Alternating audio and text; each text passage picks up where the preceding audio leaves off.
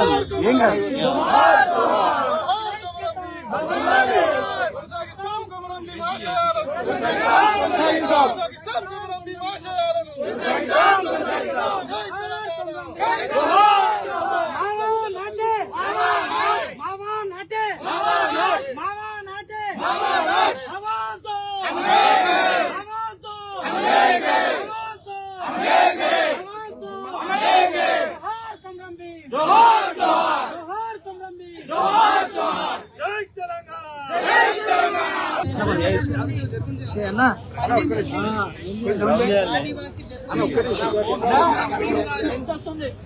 ఎట్లా తమ జాతి కోసం పోరాటం చేయాలని యావత్ దేశంలో ఉండేటటువంటి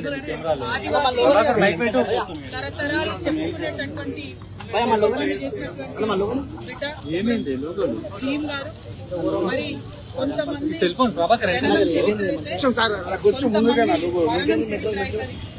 కొమరం భీమ్ వారి మరణంతో ఆదివాసీలకు పర్మనెంట్ గా సాధించి పెట్టినటువంటి హక్కులు అనేకం ఉన్నాయి.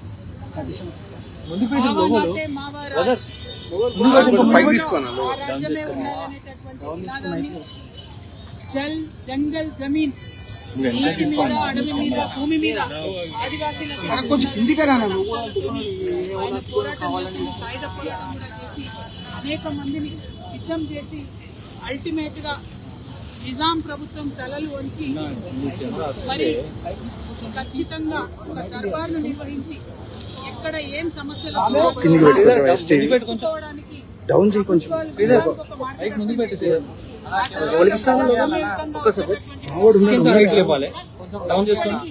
కొమరం భీమ్ గారి గౌరవార్థం దర్బార్ నిర్వహించడం అంటే ముందు కొంచెం కొమరం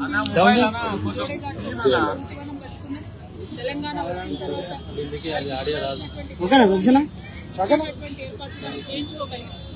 మరి ఆనాడు ఉత్సవాలు ప్రారంభమైతే 25,000 ఇదివరకు ఇచ్చేవారు. కాంగ్రెస్ ప్రభుత్వాన్ని మేము డిమాండ్ చేస్తా ఉన్నాం. ఇప్పుడు నవంబర్ నుంచి అయ్యేటటువంటి ఉత్సవాలకు ప్రతి గూడెంలో కూడా 50,000 రూపాయలు ఇవ్వాలని చెప్పి మేము డిమాండ్ చేస్తా ఉన్నాం. ఈ ఉత్సవాలు అనేటటువంటి ఆదివాసీ సంస్కృతిని ముందుకు తీసుకొని పోతాయి కాబట్టి ఆ సంస్కృతిని బతికించుకోవడం అన్నది మన ప్రభుత్వాల బాధ్యత కాబట్టి ఖచ్చితంగా ఉసాడి ఉత్సవాలకు డబ్బులు ఇవ్వాలని చెప్పి డిమాండ్ చేస్తా ఉన్నాం. At the same time Komaram Bheem గారి స్ఫూర్తితోని మరి వాళ్ళ ఆదివాసీ గూడాలలో ఏదైతే డెవలప్మెంట్ ఆగిపోయిందో, మహిళలకు కనీసం ప్రసూతి సౌకర్యాలు లేనటువంటి పరిస్థితి ఏదైతే ఉందో వాటన్నిటి మీద కూడా తెలంగాణ జాగృతి పోరాటం చేస్తుంది. కొమరం భీమ్ గారి స్ఫూర్తితో పోరాటం చేస్తుందని తెలియజేస్తా ఉన్నాం.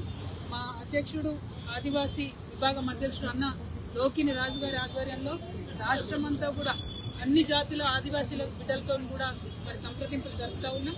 మంచి కార్యాచరణ ప్రకటిస్తాం. ఆదివాసీ హక్కుల కోసం తెలంగాణ జాగృతి ముందుండి పోరాటం చేస్తుందని కూడా తెలియజేస్తా ఉన్నాం. జై తెలంగాణ, జై జాగృతి, కొమరం భీమ్ కి డౌన్ చేయరా